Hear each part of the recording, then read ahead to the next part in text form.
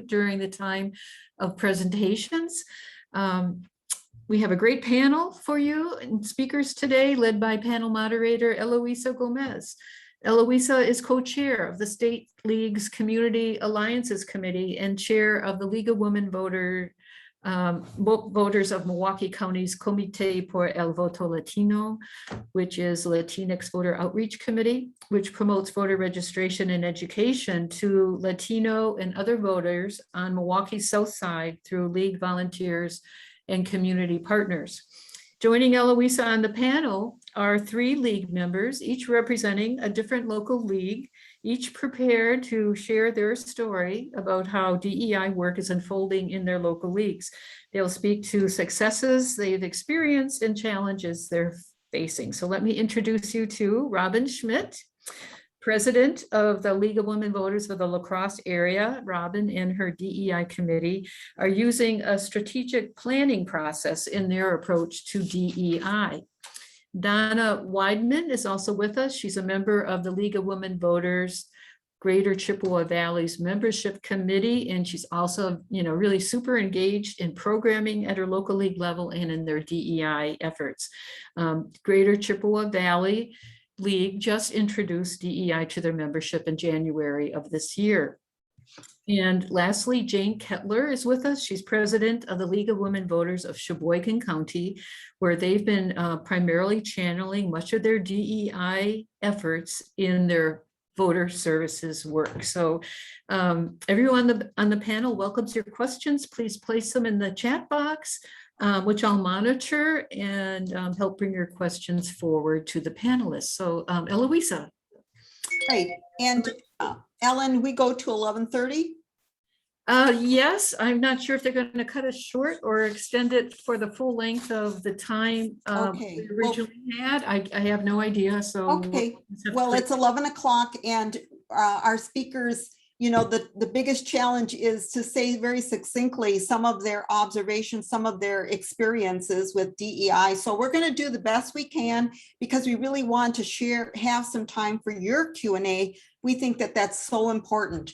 As Ellen mentioned, I am the co-chair with Jean Roberts with the Community Alliances Committee. We have about 13 league chapters as part of our Community Alliances Committee, and our whole role is to be supportive of one another as we expand diversity, equity, and inclusion internally within the league, our respective leagues throughout Wisconsin, as well as expanding our alliance building with the diversity that is around us in our respective communities. So thank you so much for joining us here today. I am learning this process of screen sharing, and I'm going to show you a real quick diagram because you all either received or may have been your league presidents may have shared this document with you. Want to make sure that you've had a chance to see it, and I'm going to pull it up right now. Okay, so this is sort of our anchoring point here, what will be the basis for today's discussion.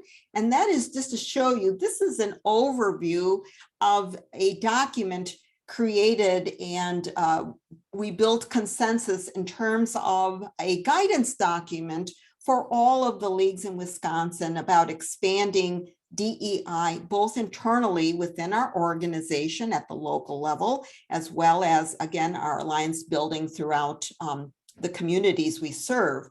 This particular diagram here is with that kind of concept in mind of diversity, equity, and inclusion is really throughout all the work that we do. It's not a part of just one committee. It's not a part of leadership, but it's meant to be dispersed throughout the entire organization at the local level. So this document shows that we are dispersed and throughout the effort, and we are offering a process about how to use this document and guidance and reflection and action.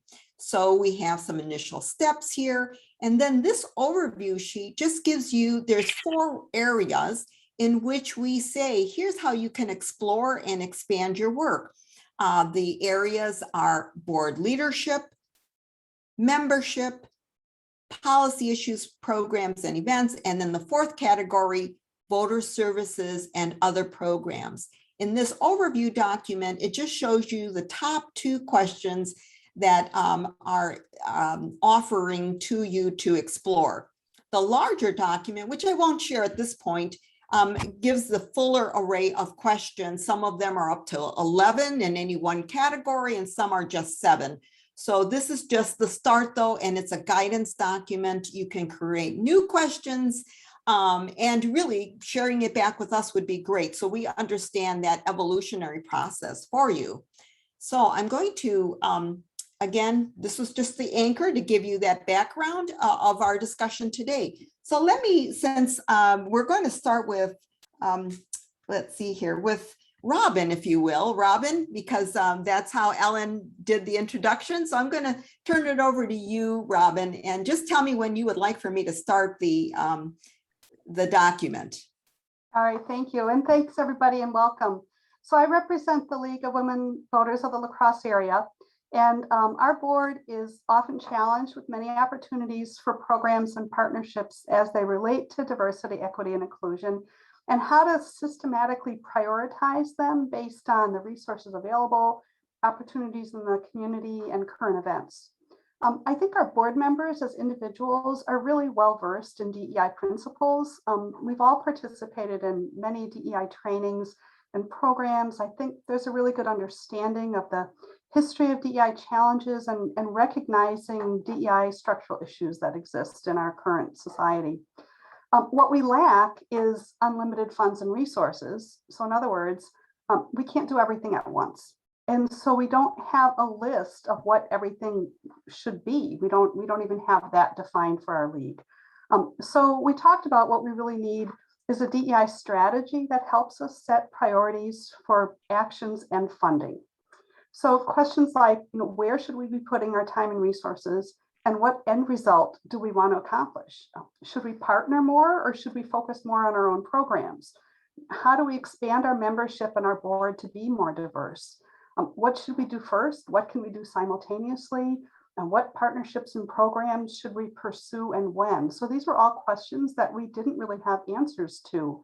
It seemed like every board meeting we had another DEI initiative or a community event or an issue that we tried to address in a silo at each meeting individually without having an agreed upon strategy of priorities. So we were constantly being challenged, well, didn't we just do that last month? And is this duplicative of that? It just isn't very organized.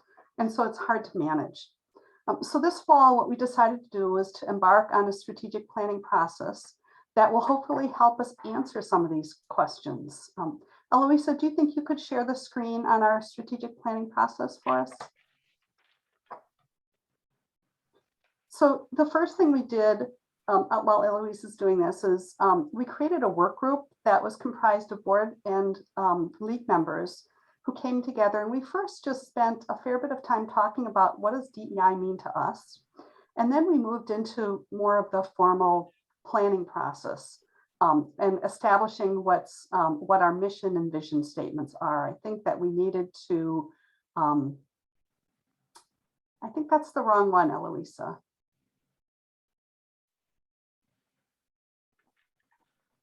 I think we're going back to the PDFs. I think if you went to your first one and clicked on a different PDF, you'd find it.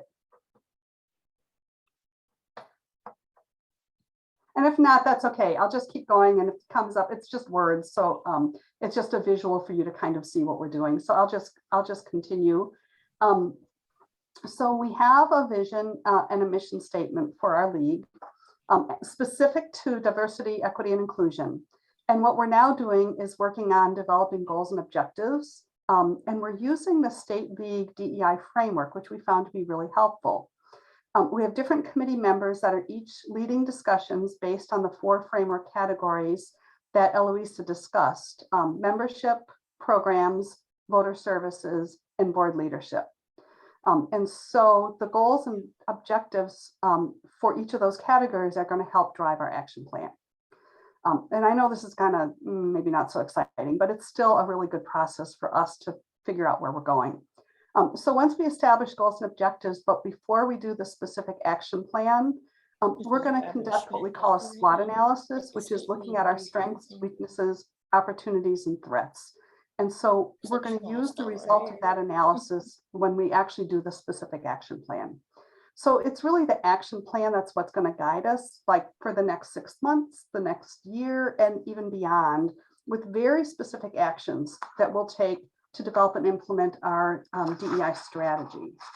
So the action items are very specific. They have deadlines and outcomes, and they're what we're going to use to set priorities, timelines, and to spend our resources. So both time and money. They'll be our roadmap for the future. So just to give you some context for this, for example, for membership, and we're not there yet, so I'm just suggesting this is what some of our goals might be. 3 proposed goals for membership might be to increase our overall membership, to increase the diversity of members, and to retain existing members.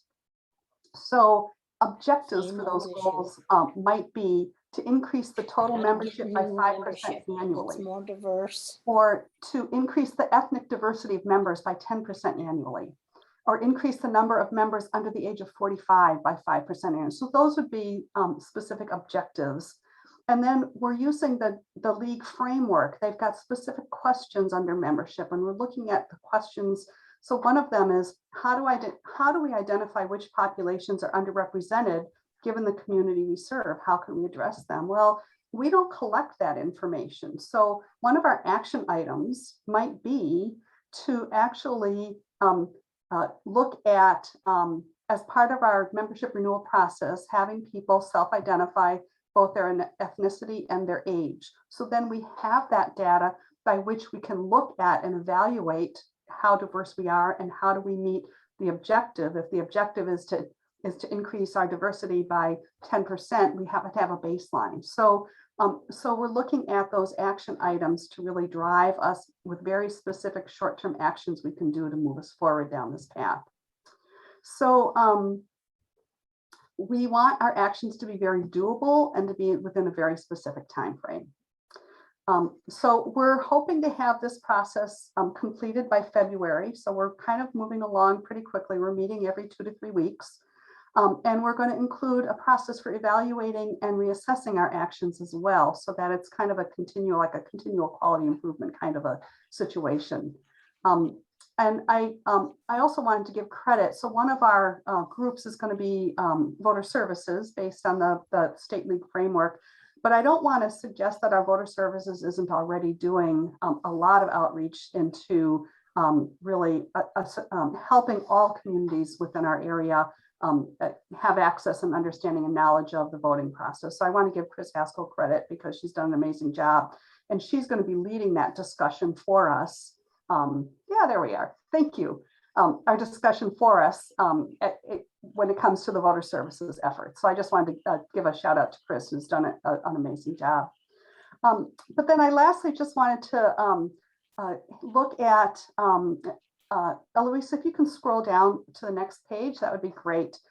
We're using the questions that are in the DEI framework that Eloisa presented. But what I did was I put them into a checklist for our league to use. So we can look at, for example, under board leadership. This is a listing of some of the questions that they have. I just took a screenshot of some of them, and then I put a table together that said, are they done yet for us? Are we in progress, or are they ongoing and completed? So, so that we can use this to really assess our individual league in maybe a more visual way. So I think that's going to be really helpful. If anybody wanted a copy of that checklist, it's on our website in our document library. And if you scroll down just a little bit more, Eloisa, I listed our website address. And if you go to our screen and click the About Us, you'll see a tab for document library. And then within that tab, there is a subfolder called DEI Working Documents. And so I made that document open to the public so anybody can access that checklist and download it if they like. So, so that's where we're at. I think that having this plan is really going to help us set in motion specific actions in a really orderly way, and it'll help us use our resources as efficiently as we can and answer some basic questions that we talk about, but we never quite get to the point of resolving. So I'm really excited. We've got a great group. Maybe I can do some follow-up at some point with you all and let you know how it went. But it's so far our discussions have been really fruitful, and I'm excited about finishing the process. So that's my report, Eloisa. Thank you so much, Robin. The document is wonderful, and I hope that you consider it as a tool for the work that you are undertaking. Again, thank you, Robin. So now I'm going to turn to Donna, and Donna, please take the show over. Thank you. And I'm from the League of the Greater Chippewa Valley, and we encompass about 7 counties in the western part of our state. I am a very new league member. I joined in July 2020, right in the middle of the pandemic. So I learned a lot through Zoom meetings, committees. So my experiences are somewhat limited. We took a little different approach. Our commitment to DEI began with a discussion of our membership committee, and we met in August 2020, and we started reviewing the state and national policies. And our membership committee is 5 members, and it's a very enthusiastic, I think, knowledgeable group. I learned so much by being on this committee, and we did very good at assigning tasks, researching DEI, coming back to our meetings and trying to put together a plan for our league. And we always shared our progress with DEI at our monthly board meetings, so they knew what was going on. And we also used some of the information from the other issues briefing last year, and there was a session called Advocacy for Social Policy webinar, and it was an overview of DEI, and we viewed it as committee members, but we also shared it with our whole league. And the National League also had modules, probably still does, on DEI that are good to review, look at, learn about it. So really, as Ellen indicated, our initial presentation to our league began in January 26th, 2021 with our general meeting.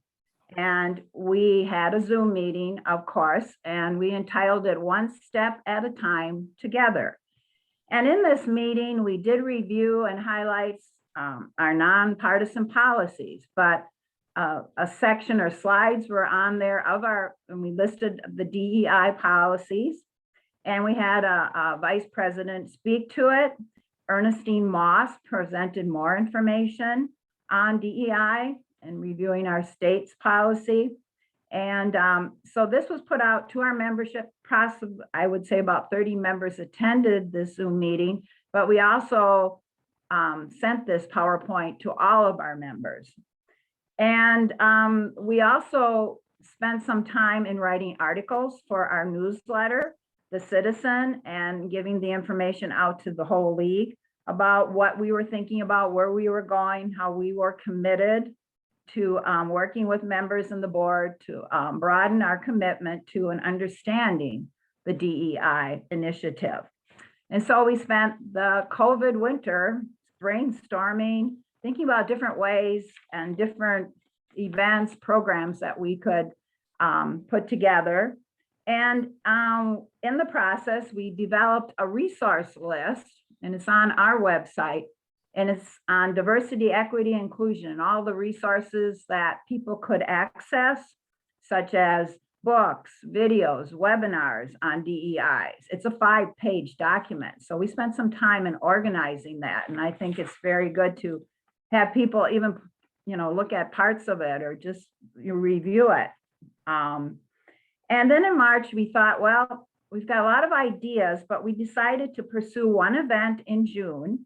And this would have been in June 2021 of this year. And we had decided to be in person finally.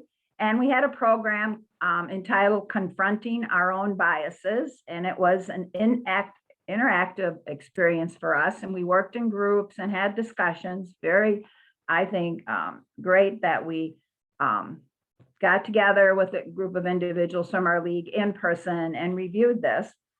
And in between all of this, we developed a new website, and I was on the implementation committee. So I learned more about the league. We had opportunities to give better descriptions of our committees, our interest groups, which I was a part of. So that also, and there's a calendar feature. It's just a very, I think, informative website, easy to use. And it gives our members opportunities to join committees, see what we're all about. And so I think we're really proud of that. And after that first meeting, we decided to have an interest group formed, and it's called Books and Beyond. And it's an open interest group. People can come and go when they want to join us.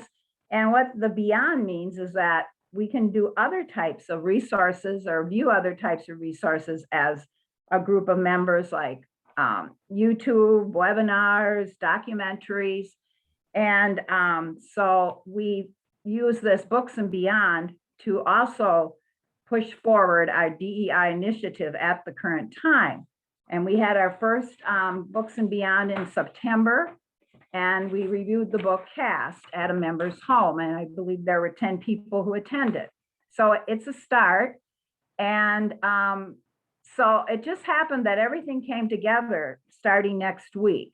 Next week on the 4th of November, and we're calling it our DEI week, we will have a review of The Vanishing Half, another book, at a member's home. On Wednesday, November 10th, our general meeting will include a program, Among Immigrants' Experience. And it's one of our members, Franta Lore, who will present this, his story. And then our third DEI event is called Building Cultural Bridges in Western Wisconsin.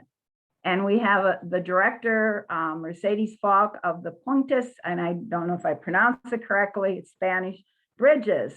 And it's an organization that has helped the farming communities in our part of the state who rely on the immigrants from Mexico to work on our farms. And we kind of are, this is immersion process, and they're working with these people. And we also, I think we spent time at our University of Wisconsin Stout, recruiting student members. We now have identified 2 student Senate members who are going to be working with us and distributing door hangers with election dates at the university. We have always been working with our Hmong population here with voter services and recruiting Hmong members. And I think another part of it is I am a member of AAUW Eau Claire, and it's the American University of University Women. And one of our initiatives this year is DEI. And we presented a program in September, invited league members, and it was called Women Leading the Way to a Community of Equity, Diversity, and Inclusion. And there were 3 women on our panel representing the Hmong community. We had the EDI coordinator from Eau Claire County, and we had a vice chancellor from the university who works with diversity, equity, and inclusion. So that was another plus. And I think collaboration is very important, and we can work together and attend each other's meetings. And now we're planning a holiday celebration in December, and we're calling it an evening of cultural celebration. So we're infusing DEI again. We're going to have Hmong music, piñatas, a Hmong dessert. So it's always ongoing with us. And I think our successes include our DEI programs to date and some of the interest groups now that we have formed. And I think we've just only begun, and we look to future for more programs and get more of our members involved with DEI. And I think some of the challenges to me, and again, that was including more members attending our DEI events. And we'd also like to hear from other leagues and what they are putting together or assembling and developing for programs so that we can share information throughout the state. And I just would like to conclude that this is part of our story here in the Chippewa Valley. And I thank you for listening. Thank you so much, Donna. You could just see the wealth of efforts, and it's very exciting. Thank you. Now I'm going to turn this over to Jane from League of Women Voters from Sheboygan County. Jane. Okay, thanks, Eloisa. And if you could bring up my slides, I'd appreciate that. So I'm the president in Sheboygan County, as I said. Our strategy for DEI has really been outreach to contact organizations outside our current membership demographic, and but have overlapping missions, and see if they might be interested in working together with us on some projects. And that's really got to start, I think, first with increasing our own visibility in the community, building trust in the community. And from there, we can start to meet other groups, collaborate with them where our missions align. And one example is we actually, because we'd been in the community for a while, a group of young professionals in Sheboygan County reached out to us and asked about working together on a census education program. So we did that in early 2020, and we're still working with that group. In fact, we have a program with them this coming Wednesday night. And as I said, it's important to reach outside our membership demographic. That's why we were excited to work with the Young Professionals group. The Voter Services group has really been instrumental in implementing this strategy, in that they're reaching out to locations that are frequented by Sheboygan area citizens who fall outside our membership demographic. So some examples of that are some of the specialty stores, laundromats, ethnic festivals, housing authority buildings. And they've also been very active getting into the high schools, both public and private, and the colleges in the county. They ran a really big and successful voter registration program in the high schools. Again, that was a couple of years ago. Some of the challenges we've had with that is language barriers. I personally had, that come up in my work, and some of the unfamiliar or name conventions that are unfamiliar to me, working to look those up at the DMV, et cetera. We've also found that teachers are real busy, so it can be hard to work into their schedule. So to work around that, we created a lesson plan on voter registration, how to use the MyVote site, and included a quiz so they can use that in their classroom, or they could use it for online learning. And now we've got up here just another example of some of the outreach we've done in the community. And this is something that grew out of a few members we had who had a very personal interest in immigration.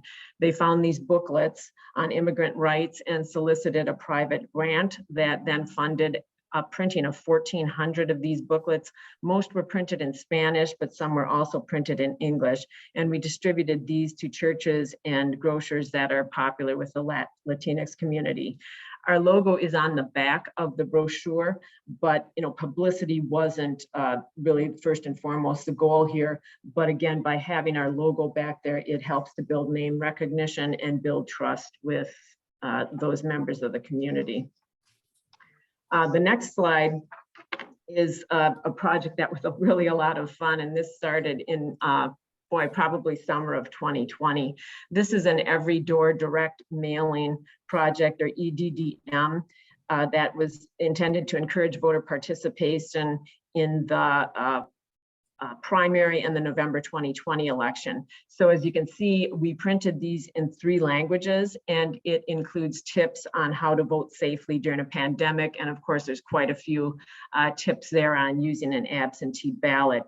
And this was really a fun team effort because, first of all, we had to research the EDDM process. How do you even do that? Then we had a couple of our members who looked at voter turnout data and overlaid that on postal routes to identify the specific postal routes in the areas of the county with the lowest voter turnout in the 2018 election. So we used that to put together 20,000 mailers. And we also had our own members work with the translation on this. The neat thing about this project, because we were targeting areas of low voter turnout, that definitely fell outside our membership demographic because our members are typically frequent voters. This also went to many households in economic and ethnic groups that are not well represented by our membership. Challenges to this project were getting a good translation. I learned a little bit about translating there, the book translation versus how people really use a language, and then financing this project. Between grants and our own funds at the league, we had almost enough money to cover the project, what we wanted to do. We decided to go for the whole project anyway, thinking we'd raise the additional cash internally from our membership if we had to. But what was very gratifying is after this mailing went out, we started to see a significant uptick in online donations. A couple of those were quite significant, and we ended up with more than enough to pay this bill. So then on the next slide, you'll see a very similar mailer, which we put out in the spring. And the focus here was local elections, encouraging people to vote in the local elections and how important that those really are. That fit our chapter's focus on local government, which was one of our focus areas for last fiscal year. And it was a great way to make repeat contact with the same households because these mailers went out to the same postal routes then. And we had some of the same challenges here in the translation and putting the flyer together. How do you get all your information on there without having too much, et cetera? How do you make it pop? Sometimes the colors can make that difficult. On the next slide, you'll see our current big voter access project. And again, this is an outreach project. We're working with the Sheboygan County Detention Center to help ensure that those in the detention center who are also eligible to vote have access to the voter registration processes and access to absentee ballots. Challenges here were a little surprising to me. The first one was identifying the key players. And that was because no procedure to do this really existed. Therefore, no one at the detention center was in charge of it. And by that, I mean outreach to those in the detention center who are eligible to vote. Once those key players were identified, the league had to earn their trust. But here, our previous engagement in the community and collaboration with other organizations paid off in other ways because those individuals who went out kind of checking, who are we, what do we do, what's our MO, they were getting positive feedback from those in the community that we had already touched. So we're now challenged with making sure the detention center can provide free internet access to the MyVote and Vote 411 sites. And that is something they've said they can do. And also that they can provide devices so that folks can access the internet. And then lastly here, we need to create a mechanism in the procedure so this initiative continues to live on after the current detention center personnel and League of Women Voters members move on. So just to summarize then, our DEI strategy right now is about increasing the diversity of the community groups we reach and increasing the diversity of our voting population. So although we want a diverse membership ourselves, we believe that as we increase our circle of influence, improve our own cultural savvy as individuals, and continue to build trust throughout the community, that over time, the diversity of our own membership will increase. But I think we can't lose sight of the fact that there are a lot of great organizations out there now whose membership falls outside our demographic group, and we can work with them. They don't all have to join our group. Thank you. Eloisa, before you want to continue, I have learned they're going to extend the breakout just another 5 minutes. So we have maybe time for a question or two. Is there something you'd like to say or address questions that have appeared in the chat? I can do that as well. Two things. One is, if you think we need another separate session to really go through this more thoroughly, I would like for you to put that in the chat because I think we could offer another session somewhere down the road. to help you. The other thing is to say, you know, these are models of, we're all on this big learning curve. You know, no one is doing this perfectly. We have to work from the inside our leagues to outside and outside inward as well. It's a very dynamic and challenging process. And these are examples of some wonderful work. Let's open it up for questions. Okay, well, what I'm reading in the chat is that someone has asked about reduced membership fees, knowing that the economy, well, there are barriers, economic barriers to joining league. Have your 3 leagues opened memberships through a flexible pay system, like a reduced fee membership? Has that assisted you in your work? So for lacrosse, we have the standard first year trial membership, which is basically, I think the state waives their fees. So it's basically the national fees that we charge. But we're kind of looking at that, and we're not seeing as many people signing up for the second year. And so we're concerned that that there continues to be maybe a financial challenge. So we're thinking about setting up a option for people to contribute to a scholarship fund that we could use, so we could extend more of those $35 memberships if we can. So we're not there yet, but that's what we're going to be discussing at our next board meeting.